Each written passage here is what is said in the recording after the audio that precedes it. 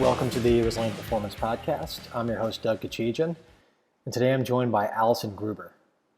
Dr. Gruber received her master's degree in exercise and sports science from East Carolina University in 2007 and her PhD in kinesiology with a concentration in biomechanics from the University of Massachusetts in 2012. Dr. Gruber's primary research interests include the mechanisms of running-related injuries and determinants of metabolic cost and locomotion. In this episode, Dr. Gruber and I discuss what the research says about things like the relationship between running economy and foot strike pattern, different types of foot strike patterns and their relationship to ground reaction forces and injury, and the relationship between footwear and injury. We also discuss how difficult it can be to make generalizations because many of the studies that explore these relationships are retrospective or backwards looking in nature. We close by reconciling running-related research with models of movement and running through a range of distances, from sprinting to the marathon. Dr. Gruber, thanks so much for joining us. I wanted to begin by just asking you, how did your background in running research begin? I know your background, I think, is a little bit more in generalized biomechanics. So what was the impetus for getting more into the running side of things? Well, it's kind of serendipitous, actually, because I was never a runner. It was never my primary sport. So besides figure skating, I mostly did team field sports as a kid. So running was a huge part of our training. However, I was always interested in running, but I can't exactly say where that interest came from besides environment or osmosis. So my dad ran marathons. I was named after a marathon winner. I grew up in the Boston suburbs, so the marathon was always a big deal.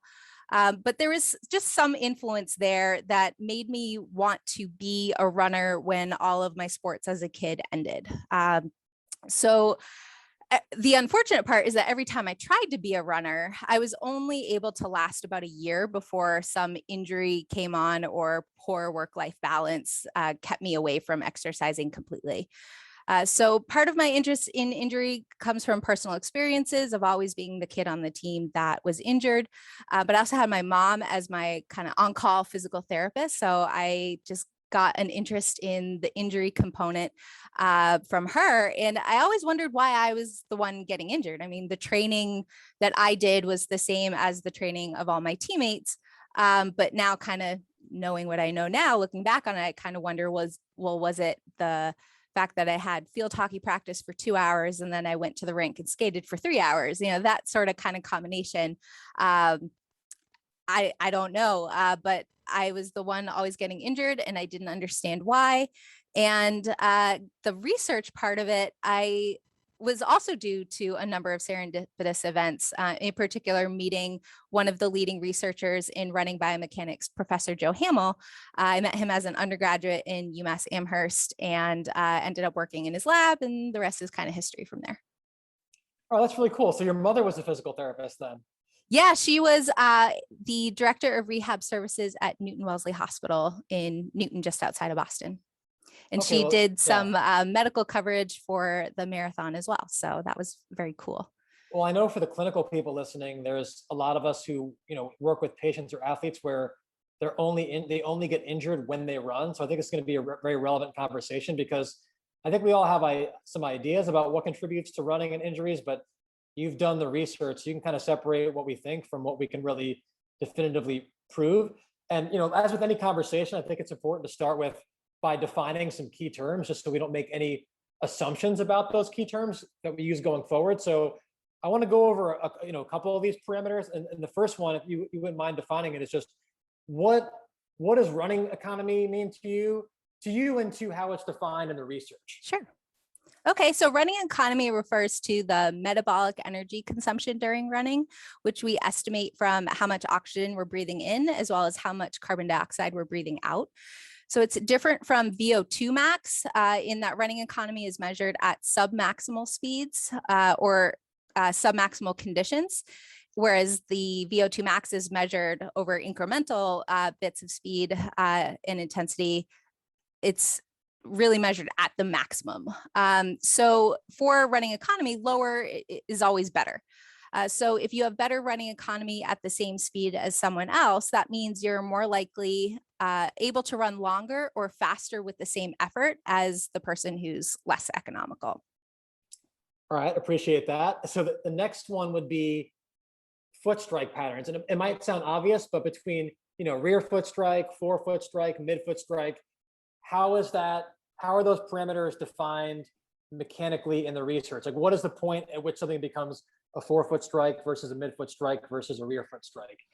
We do have specific definitions in terms of the data-driven part of the definition, but Okay. in general, rear foot, midfoot, and forefoot are defined the way they sound. So rear foot means that you hit the ground with your heel first, midfoot means that you hit the ground with the middle of your foot first, and forefoot means that you hit the ground with your toe first.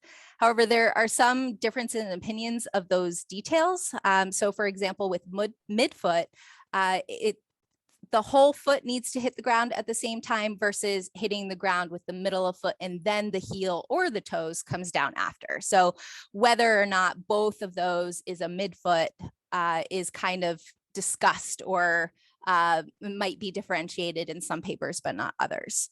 And so for forefoot, that's with the toes hitting first and the heel never making contact with the ground is some people's definition of forefoot. And then others accept that just as long as the toes hit the ground first, it's okay if the heel ends up making contact with the ground eventually. It's all about what hits the ground first. Yeah, I think like any other construct, it's very obvious at the margins what kind of a foot strike, but then there are these boundaries where it gets a little bit blurrier. And I think that, again, like you mentioned, it comes down to, well, it doesn't really matter how you define it as long as you're consistent, which researchers do, but I just want to tease out for the people who are maybe looking more at their eye and don't have the equipment that you might have, how to differentiate these things. And then the last thing before we get into like the more fun part of the conversation is what types of forces are most commonly studied in running research? So ground reaction forces are probably the most common force with respect to running injury research, or at least it's gotten the most attention. So the ground reaction force is a 3D force that represents how hard we land and the forces that we generate against the ground to propel us up and forward with each step. So the vertical ground reaction force is the component that's gotten the most attention, and the two characteristics of that force that have gotten the most attention are the impact force and the vertical loading rate. So if we were to make a graph of the ground reaction force over time when our foot is on the ground, it essentially looks like your hand in a mitten. So if you're looking at your right hand with the back of your hand facing you, that's essentially what a ground reaction force in rear foot strike running looks like. So the thumb is the impact force in the peak, and the vertical loading rate is the slope of the line from the base of your hand up to the top of your thumb. Okay, which leads me to, and this is the fun part, what everybody wants to know, what is the relationship in the research between foot strike pattern and, some of these forces and injury? Yeah, so there's a lot of misconceptions when it comes to ground reaction forces with injury, but also with ground reaction forces and forefoot and rear foot running. So with injury in general, the big misconception is that this is an external force and we can't necessarily estimate or know exactly what's happening internally in our tissues just because of this external force. Particularly with different types of shoes, we can't make any sorts of predictions about how we manage these forces or what's happening inside the body. So even things like attenuation, we can't devise that just by looking at this ground reaction force. We have to do other measures as well. So with forefoot running, the misconception is that there is no impact force whatsoever. But going back to the mitten analogy, the impact force in forefoot running is just if you were to kind of slip your thumb behind the rest of your fingers. So just because you can't see your thumb doesn't mean it's not there. So with forefoot running, we think that the impact force is just delayed so that it becomes kind of covered up or superimposed by the what's called the active force, or the fingers of the mitten. And so that active force has more to do with the rest of your body, where the impact force is just your foot and leg. So the delay causes the impact force to be hidden by that active force because that active force is just so much larger. It just kind of covers it up, but it doesn't mean it's not there. Okay. And then, so as far as like the relationship of the foot strike and just the different way in which that that curve, the ground reaction force curve manifests. Do we know anything about that relationship and how it pertains to running related injuries? So the research is pretty well divided. So the vertical loading rate is probably the variable that has seen the most consistent results in terms of, well, consistent's kind of a odd term. We see more differences with the vertical loading rate than we do with, say, the peak magnitude of the impact force. So with that vertical loading rate, there's also different ways of calculating it as well. So some of the papers have found absolutely no difference in vertical loading rates or other impact parameters between those who get injured versus those who don't in prospective studies, as well as in retrospective studies. So people who had an injury before or recently versus those that did not have an injury previously. And so there's just a lot of mixed result. So like I said, some studies find differences, others don't. And I'd say it seems to me, in my opinion, it seems like the retrospective studies are show more of the differences than, say, the prospective studies, the studies that track people over time and see who gets injured and who doesn't. Yeah, and that's problematic, right? Because I mean, pain and injury can change mechanics. So we're looking at something and we're saying this was causative when it could be a result of something. Yeah. Okay. Yeah. And sorry, go ahead. What were you going to say? No, I was just going to say that exactly that with retrospective studies, we don't know if the gait that we're observing after the injury is a product of the injury or an adaptation. So it could be something that they learn to do afterwards unconsciously that actually makes the injury or the recovery better. So we just don't know if that gait is what actually caused the injury because we didn't measure it beforehand. So prospective studies are becoming the norm, but they're so difficult to do because it involves a lot of tracking, a lot of manpower, compliance is an issue. So those studies are needed, but there aren't as many as we need with the sample sizes that we need, just because they're so difficult to get done. No, and I appreciate that distinction because, you know, I don't want to summarize what people say about this kind of research because oftentimes it's very watered down and simplistic, but there's a lot of nuance here depending on the type of study, whether it's, you know, prospective or, you know, retrospective, and just how you define some of these parameters. So I don't think it's as easy as saying, like, you know, having a more rapid curve in the peak in the ground reaction force and the vertical component necessarily leads to injury, even though a lot of times that's kind of what's packaged as supportive of more of a forefoot strike or a midfoot strike. And I think a lot of times the people that are disseminating that kind of message, a lot of times like they might have something to sell too, you know, so it's hard to kind of tease all these things out. But before we get into more of like the injury related research, the relationship between how somebody runs and injury is just one variable, because there's also a performance component, and people who are running, assuming that they're healthy, they also want to be fast, the fastest for that given distance. So based on some of those biomechanical parameters that you were referencing, is there a relationship between those parameters, i.e. foot strike pattern, and say running economy, irrespective of health and injury?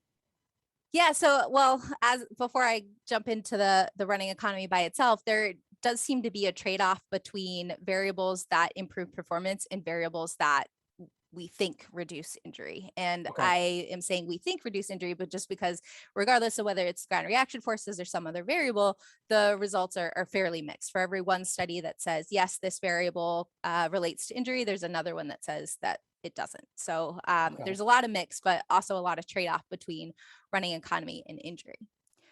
So for foot strike patterns, for running economy, the studies have either found no difference between foot strike patterns in terms of running economy, or a slight benefit of rear foot strike running. So that is switching foot strike pattern in either direction is probably not going to allow a person to run faster or longer automatically, or even after they get used to that new movement pattern. The differences are just not large enough.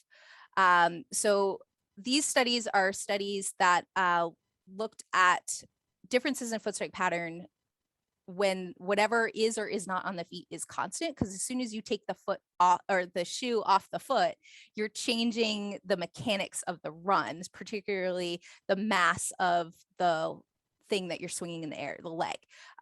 So that has to be taken into account when you're comparing, say, barefoot or shod running in terms of economy, or even the minimalist shoes versus traditional. They're just so much different in terms of their weight that, or enough to make it matter, for example.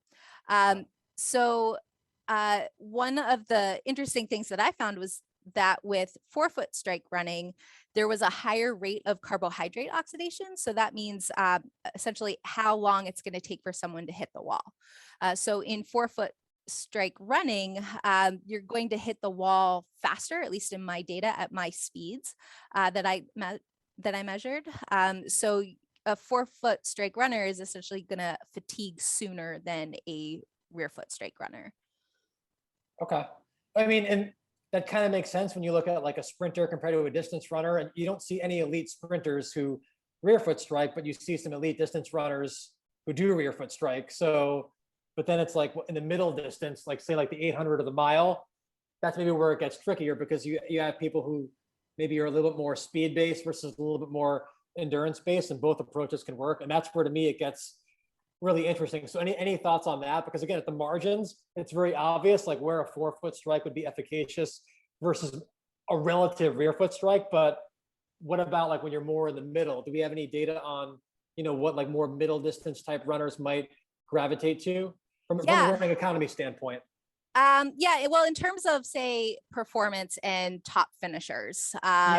So I was lucky enough to be asked to collaborate on two studies where we looked at the 2017 World Championship 10,000 meter and marathon.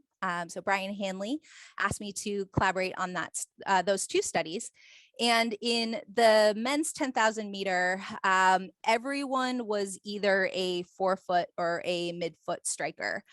Some people switched back and forth. Some people switched between or started with one and ended up with another.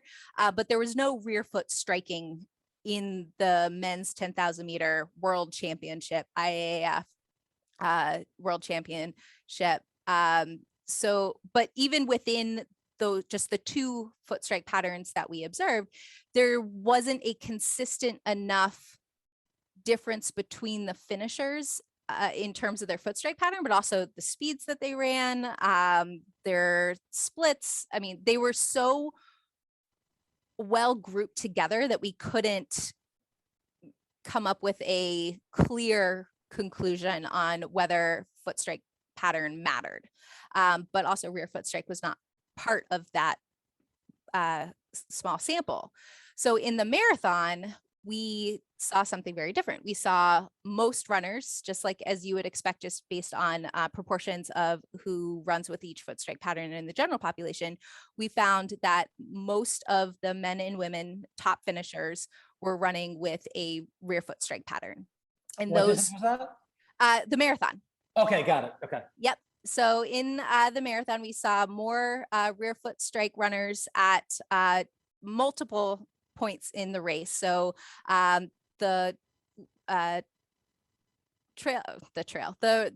race was had a component that had 4 laps, which is great for data collection. So we were able to capture the runners at 4 different points, the earliest being 8.5 kilometers in, and the last lap was at 40 kilometers in.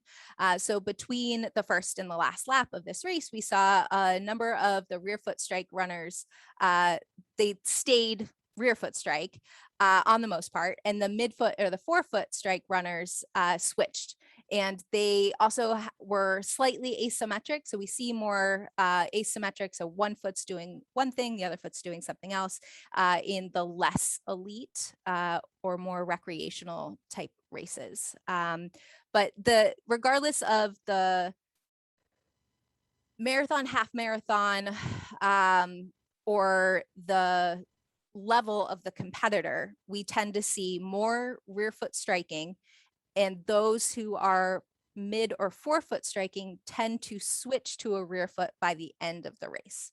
So there's some sort of fatigue component going on that is causing them to switch to the rear foot pattern. And we didn't see that in the 10,000 meter race. So something about the race distance and the type of fatigue that these runners are experiencing is affecting whether or not they're changing their foot strike pattern. Yeah, and that's really interesting because a lot of times we'll look at one variable in isolation and we'll think like, well, that's the variable we have to go after. But when you're trying to balance these biomechanical versus these metabolic variables, oftentimes they're at odds. Just like you said, health and performance can be at odds. And one of the things that makes this whole conversation confusing, and correct me if I've misinterpreted some of this research, but looking at some of like the tendinopathy research, there's apparently some data showing that, like, for example, someone who might be characterized as having like an overstride or more of like a rear foot strike in a distance type run is more likely to increase the amount of compressive loading, like either at the hamstring or the Achilles tendon, because of the relationship between that like bony contour and how tendons kind of act as pulleys going around those bony contours. And again, this is just like the magnitude of the compressive loading of the tendon is higher. It doesn't mean that you will get injured. Presumably you have a higher chance of getting injured if there's more compressive loading at a tendon, but you're also suggesting that at least in a longer distance race, that there could be an argument to be made that having more of a rear foot strike and potentially more compressive loading in, say, the Achilles tendon is also more metabolically efficient. So did I interpret that some of that tendinopathy research correctly? Like, is there a relationship between foot strike pattern, tendinopathy, and different joints in the body in terms of the compressive loading? And then how do we reconcile that with some of the metabolic variables? Because sometimes these things can be at odds. Yeah, there's a lot to unpack there. So in terms of the foot strike pattern, forefoot runners, their ankle joint moment, or the forces that are causing the rotation of the foot and the lower leg during the stance phase, they're just so much larger than in rear foot running. And the type of muscle contractions that you're experiencing early in the stance phase for forefoot running are the type of muscle contractions that we know to cause muscle damage, like in DOMS. Those are eccentric muscle contractions. Those are the ones that tend to make you sore. So the forces, however, at the end of the stance phase, their magnitudes are very similar. This is like the last, say, 10% of the time that you are in contact with the ground, which is a very short period of time. Those forces may be similar between the two foot strike patterns, but the type of or I should say the velocity of the muscle shortening at that point is different, which affects the metabolics. Yeah. So the peak forces, though, through the plantar flexors and the Achilles tendon, those are larger in forefoot running. So more force, more strain theoretically, but whether or not that increased force causes injury is going to depend on things like rest, the tendon properties. Probably nutrition has something to do with it as well. Overall mileage. So it's really comes down to whether or not the combination of forces and how often you're producing those forces that will affect injury. There are a couple of studies that maybe weren't looking at forefoot and rear foot in terms of Achilles tendinopathy specifically, but one recent study by Carson Hollister and Irene Davis, they found that midfoot striking increased the risk for Achilles tendon injury. So they looked at the different strike patterns and the different types of injuries that were related to the different strike patterns. And in another study by Roy Chung, where they were asking the runners to do a gait retraining, the feedback they got was to just lower those impact forces. So they put the mitten on a screen and just had them try to reduce that, but they didn't give any instructions on how to reduce the impacts. So what we can kind of see from the figure in the paper is that they probably changed to a more midfoot or forefoot landing. But what's interesting about that group, even though the gait retraining group had overall fewer injuries compared to the group that didn't get the gait retraining, the Achilles tendon injuries, there 18% of the injuries sustained in the gait retraining group were Achilles tendon injuries, whereas the control group had 0 Achilles tendon injuries. So there is some data to suggest, and it goes along with what we know of the mechanics, the pure mechanical side of the differences between rear foot and forefoot striking, that forefoot running mechanically suggests that there is a higher risk of Achilles tendon injuries. Yeah, basically, so the force has to go somewhere, Right. and you're just depending on your foot strike pattern, you're changing that relative relationship around, and it could be good, it could be bad, depending on the objective and all these different variables that you're managing. And to make things more confusing, now I want to throw footwear into this, because that's a whole other, kind of just a lot of misconceptions, and that's why we're having you on here, is to kind of like try to sift through like what we can really say safely about the relationship between footwear and injury. So is there any good research to suggest that the type of shoe that one wears contributes to injury in a positive or a negative way? Yes and no. Okay. That's the pretty much the answer to every question so far, is that yes Yep. and no. So before I kind of communicate my findings, I'm going to stress that I am communicating what the research shows. I am not, and that research is based on group averages. I'm not Yep. expressing like what happens to an individual. So if a listener loves the type of shoes that they're running in, whatever it is, and they think it's the best thing ever and it solved all the injuries, then that is awesome for you. I'm not telling you to change a thing. So I'm just communicating the research. So footwear choice is just highly individual. But the randomized control trials that we've seen in terms of introducing people into minimalist footwear shows no benefit versus traditional running footwear. So taking all the studies together, the rates of injury were about the same between footwear types, regardless of the addition of strength training programs, the schedule of introducing minimalist footwear, or the duration of follow-up.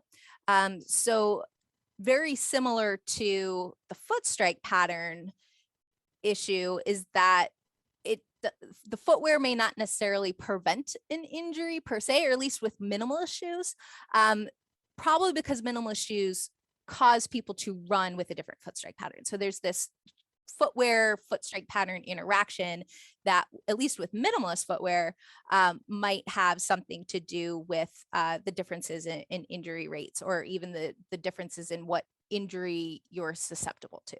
So if you're someone who is suffering from knee injuries, then you're going to want to go with a gait pattern and a shoe that changes the mechanics away from your knee and puts it somewhere else.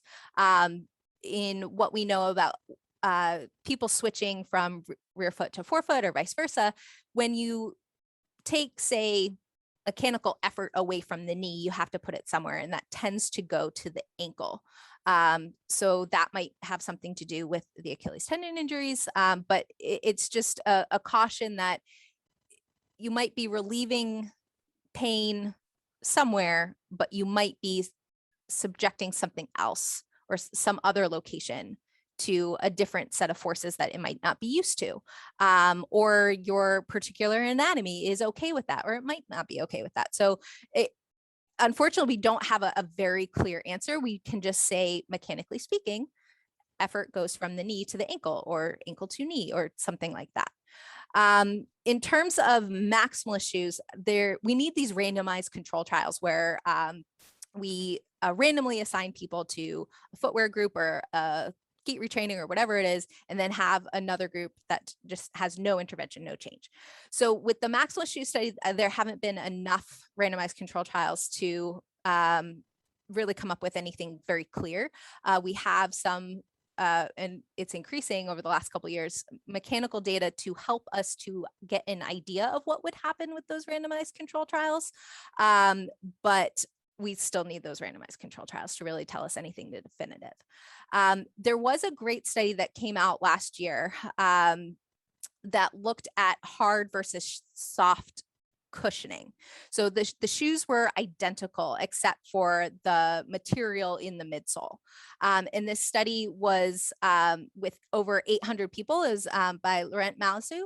And while replication is always necessary, the fact that this was a randomized control study, it was very, very well done, and they had such a large sample size, it just produces very meaningful results from that one single study. So they found that the group of runners who were randomly assigned to the soft midsole ended up having lower injury rates than those who were assigned to the hard midsole. And in terms of biomechanics, what's interesting is that at baseline, at the start of the study, when running in the soft midsole, there were greater vertical loading rates. So that variable that suggests, or many people like to say that it is the cause of running injury regardless of the injury, that was actually greater in this group that ended up having lower risk at the end of the study. Okay. And one of the things I'm really interested in is just this relationship between like simple heuristics and guidelines versus optimization strategies. And I think running is a great example of this, or running footwear, because there's kind of like, from what I can see, two schools of thought. There's the trial and error model, which is very subjectively driven, where you just tell somebody, hey, experiment with a bunch of different shoes. And since it's your body and it's your perception of pain or discomfort, pick whatever shoe feels like it's the best for you, which kind of takes the clinician's ego out of it a little bit, because you're basically deferring to the patient or the athlete to say what they think is better. And then the other model, more of the optimization model, is to, get somebody in a very sophisticated lab and do a more like prospective type thing where you tell somebody, well, based on what I can measure and my gait analysis, you would be best off running in this shoe. And I'm telling you, even before you try, this is the best shoe for you. I feel like the way that I asked that question kind of biases it a little bit, but as a clinician, like what's an approach that kind of makes sense based on the research, and then working with the human being in front of you from what you can see? Yeah, this is another we don't know, or a yes and no type of answer. One example is that, and this is one that my advisor, Joe Hamill, likes to give, is that we don't know what excessive is, quote unquote excessive. So if someone has excessive pronation, what does that mean? And is excessive for one person excessive for another? So you could have two people running with the same range of motion, and one is going to get injured and the other one isn't. So is it the range of motion? Is it something else? Is it a combination of factors? We just can't say from a one-off looking at someone running on a treadmill, that amount of inversion that you were running with is bad. And it also, depending on the age of the individual, the amount of experience, and a number of other factors, it might not be a good idea to make a dramatic change in the amount of eversion. I'm going to stick with eversion as my example here, because that might cause some other problem, that they're just used to that motion, that loading that their joint is experiencing. So any change might be bad for that individual. And we can't say who is susceptible to injury after making a change. We can't say what changes to make. We can't say what shoes should be worn by people in these different situations. It's just a lot of we don't know.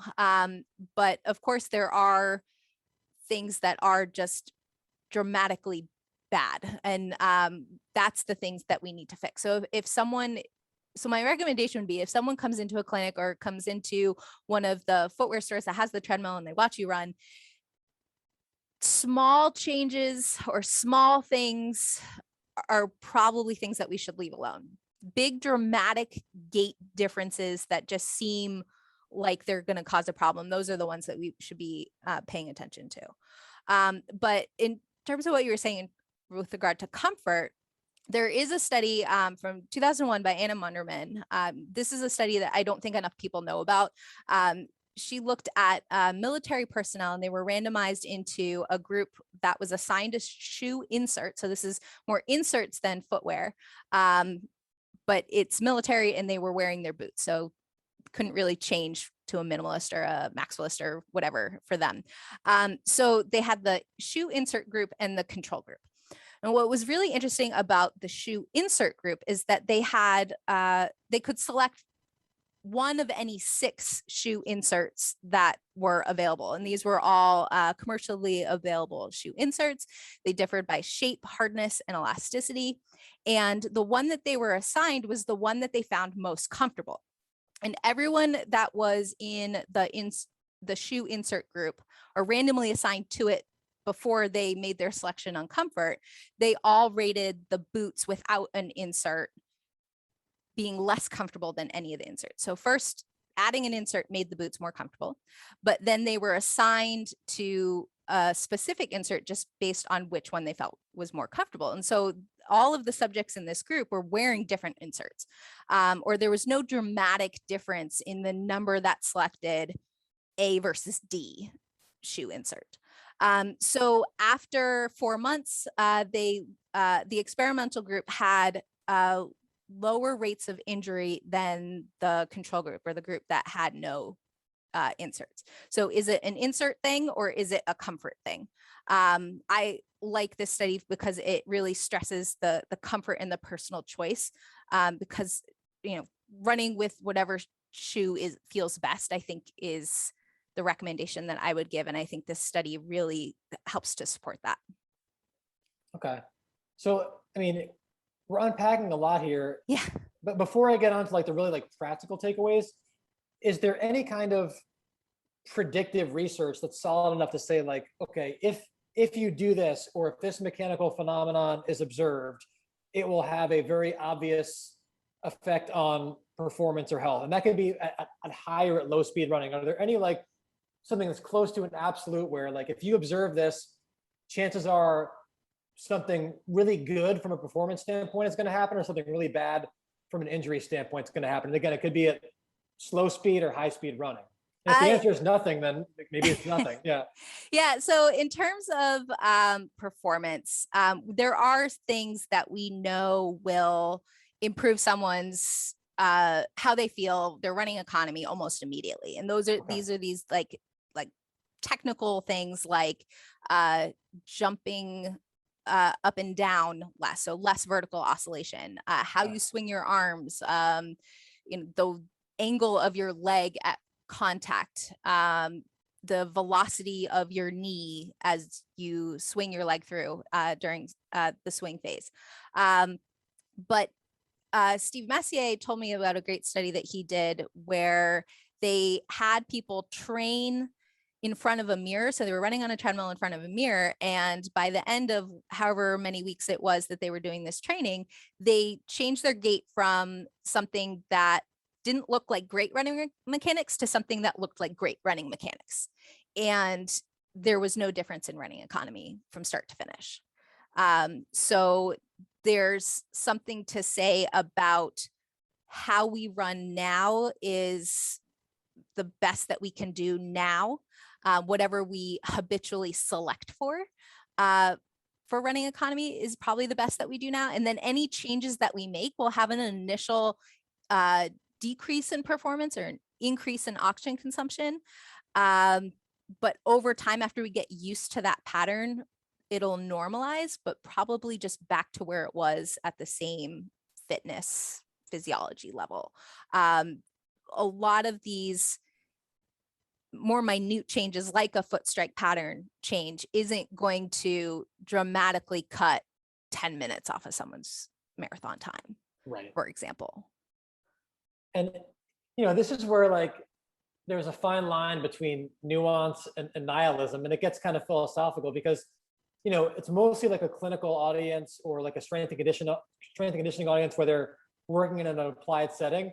And if you say like, well, everything matters and, you know, everyone's different, then people are like, well, they have no model of movement from which to, no technical model to teach from, which may or may not be good. And so I kind of want to tease out now and the rest of the time, like, is there a technical model in running? Can we take what we know from the research or even from just anecdotal, you know, from the history of coaching and come up with a technical model of running that deals in some principles, but also allows for some individual bandwidth. And you kind of spoke to it a little bit where you were talking about like, there are different observable, at least foot strike patterns among elite performers at particular distances. So can you just rehash those? And we could start with that from like, sprinters through middle distance, through, like marathon distance runners, what we're seeing in terms of like the angle at foot strike, maybe even angular velocity.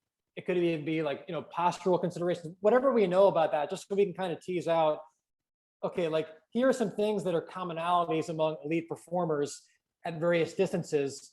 And then we can kind of get into where the individual bandwidth might go from there. Sure. So my expertise is going to be limited to the foot strike patterns in terms of the gait choices of different types of runners, elite versus more recreational.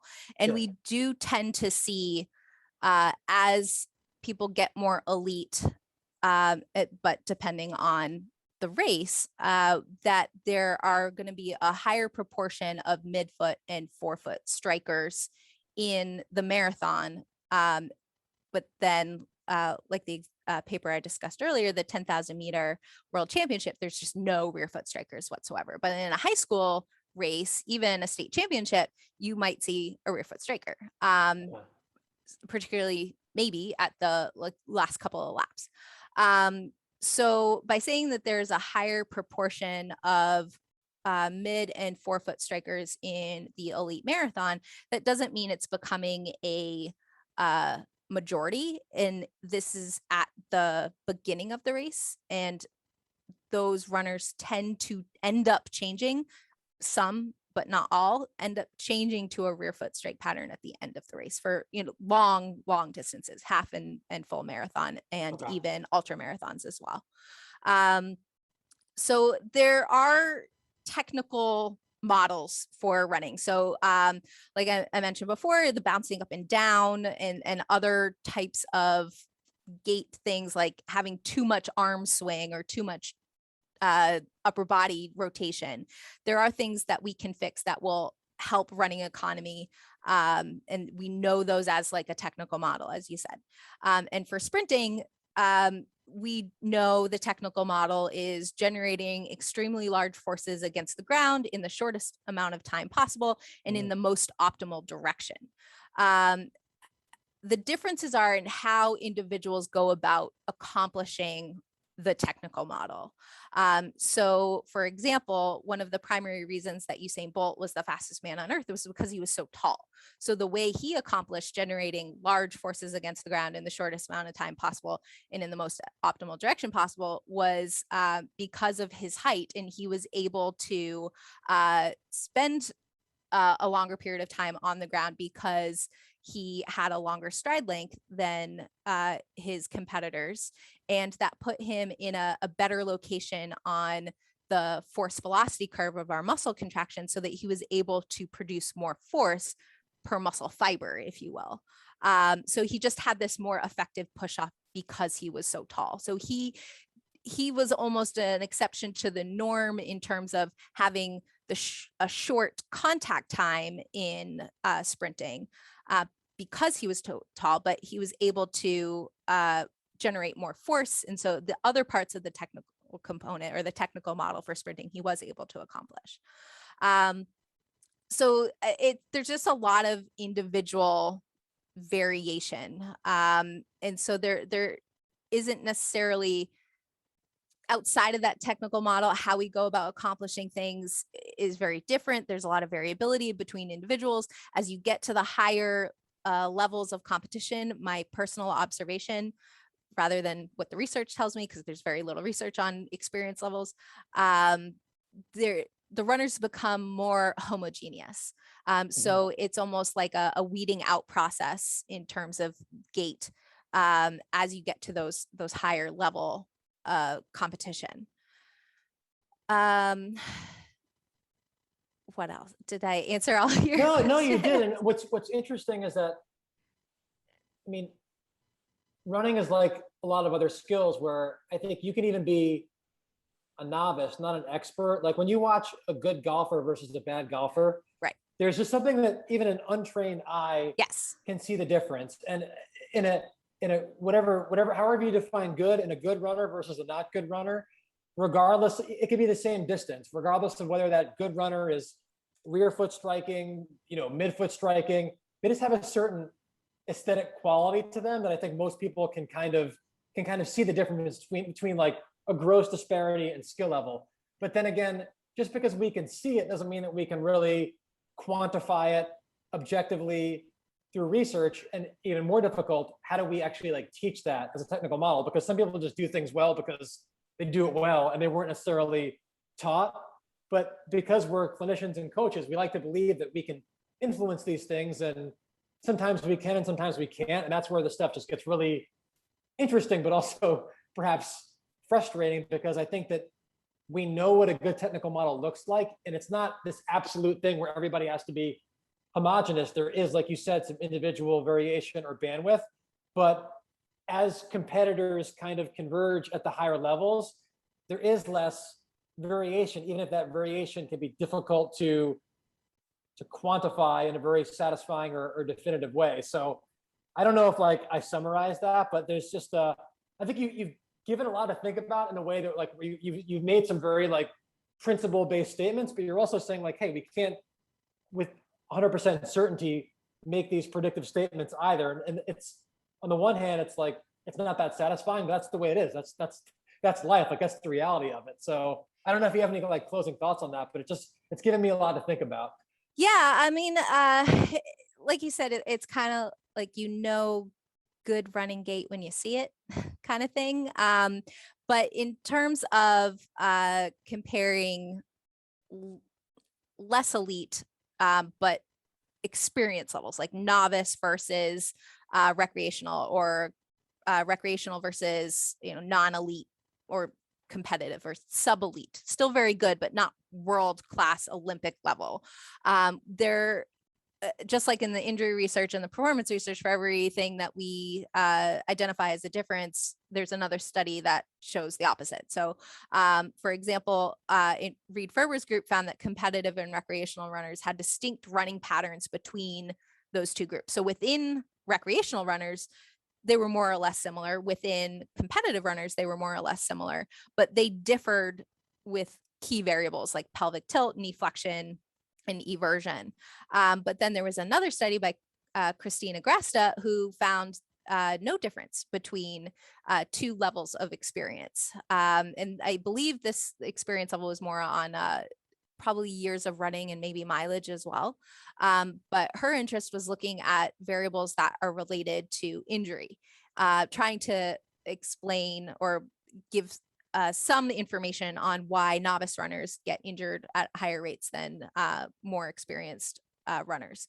And she found no differences between gait in these two groups. And that was even after controlling for age and speed. So I think for some of these experience studies, the definition of what is an experienced runner, what is a competitive runner, can differ. Some researchers will say you're experienced as long as you've been running for a year, maybe 10 miles a week for a year, at least 10 miles a week. Others think that it might be longer than that, or have a certain 10K speed component, or it's not just years, but it's also total volume over that time. And I don't think any one person is right or wrong. I think we just need more research in how to define these experience groups, and we need some sort of standardization so that we can compare between studies. So like, is a novice runner someone who has never run before or is it someone who has been running for 10 years, but only maybe 2 miles a week because they're running as a warm up to something else? Right. Right. So there's, and my personal take on this is that we have to look at the motor pattern. There's a skill acquisition in terms of running, even though we're all born more or less knowing how to run. It's built into our central nervous system.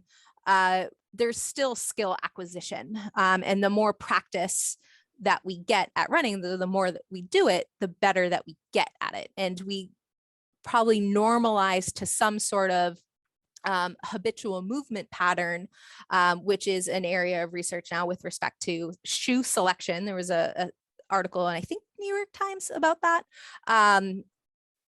as well as injury. And so this habitual movement pattern is from Joe Hamill and Ben Onig and Peter Brueggemann. And their hypothesis with this is just the way we move is the way we should move. And we shouldn't necessarily make large changes in that to accomplish some goal, because the way we move is the way we move because of how we were built. And so in terms of shoe selection, what shoe keeps that habitual movement path rather than one that deviates from how we were meant to move? Yeah, and like where I'm trying to get to with all this is, I think the key question from a clinical standpoint is like, when you're working with, say, a runner who's had history of injuries, when do you intervene from a technical standpoint? When is that the thing that you go to and you say, okay, like we're gonna alter your gait? And I think you kind of hinted that there's like a school of thought now where like, well, people naturally gravitate towards what's best for them. It's kind of this self-organization model, like whatever output, behavioral output or strategy you're observing, I'm oversimplifying it, it's like necessarily best. And I think that's right. That's kind of extreme. But I also think that it's extreme to say like, well, here's this like technical model of running and everybody should run this way. And if you don't do it, you're going to get hurt and you're not going to perform at a high level. I think like anything else, there's an element of subjectivity where there's an art to it. And you have to figure out like, how do you navigate in between those two extremes? And that's where it just depends on the person or the athlete in front of you and all these different variables. And like, I can't say that I have a very I can't draw a flow chart and say, this is when I personally would intervene and change how somebody runs. But there are people where I think that that's what's going to make them quote unquote better, is if we change their gait pattern. But there are plenty of people whose gait patterns I don't change for the exact same condition and the exact same injury. So it's a lot to unpack, but I think you've given us a lot to think about. And at least this is a good summary of like, well, here's what the research shows. And I think it's a good place to start. And then from there, you can kind of make your own individual judgment. So, I mean, I guess in closing, like, where can people learn more about you and your lab? And we've kind of talked about what we sort of know. What are the other questions that you're trying to answer going forward? Because there's still a lot to unpack, right? Yeah, there's a ton to unpack. And I mean, there's just more research needed in all these forms. And I mean, even with the gait retraining stuff, I think what has been changed in gait retraining and been successful over groups rather than just individuals, the research that we saw are just the cross-sectional differences between two different gait patterns. They didn't necessarily suggest injury prevention or this is the way we should run to rehab. But when we look at the gait retraining studies, there are things that seem successful, like changing to a mid or forefoot strike is successful for certain types of injuries. Not Achilles tendon probably, but more like, say, patellofemoral pain. And we know that, say, crossing midline with our knees is probably bad. So, but we need to look at these things on a case by case basis. We can't necessarily say, oh, these are the differences that one study saw between injured and uninjured groups, and then go make a change in the clinic. We just don't have enough data yet. And we definitely don't have a ton of data on what happens afterwards in the long term. So my lab is one of the studies that we're doing is trying to take what causes injury question out of the equation. So we just had a paper published in Frontiers in Sport and Active Living where we tried to identify risk for injury before the injury happened without knowing an individual's biomechanics, their training or rest patterns, their shoes, nutrition, or anything. We just put an accelerometer on their low back and did some data analysis on that and tried to see if this one metric was different before individuals reported injury. And we found evidence that we can do this. So even without knowing what might be the risk factor, biomechanical risk factor for an injury, or even the training risk factor, we were able to get an idea of impending injury in this pilot study in cross-country collegiate runners. So we're still looking at injury stuff, but we're trying to move away from identifying specific things like, say, foot strike pattern or hip adduction angle or whatever it is that might be a risk factor for injury. We just want to prevent injuries without necessarily identifying a single smoking gun, if you will. So we're doing a lot with wearables. We're also looking at some basic science questions to better understand injury variables like shock attenuation. We're looking at what might contribute to why one person gets injured versus another in terms of their gait, but also in terms of, say, lifestyle factors as well. So we're looking at injury, but not in the pure, how does this biomechanics change? Or how is it different between one group and another? We're trying to look at the other stuff around it because injuries are, as you know, so multifactorial. All right. Well, it sounds like there's still a lot of work to be done. There's never For a dull sure. moment. There's never a dull moment in your world. So, all right, I appreciate your time, and I'm definitely going to post links to your lab and to some of the research you've published, because I'm sure people are going to want to get this in a little bit more depth, and I would recommend that everybody check out the original research that you've done. So, thank you again. Yeah, I'm very happy to be here. Thanks for the invitation. Thank you for listening to the Resilient Performance Podcast. As a thank you for listening, please use promo code PODCAST for 10% off our professional development resources at resilientperformance.com. Also, make sure to sign up for our mailing list to receive exclusive content and promotions.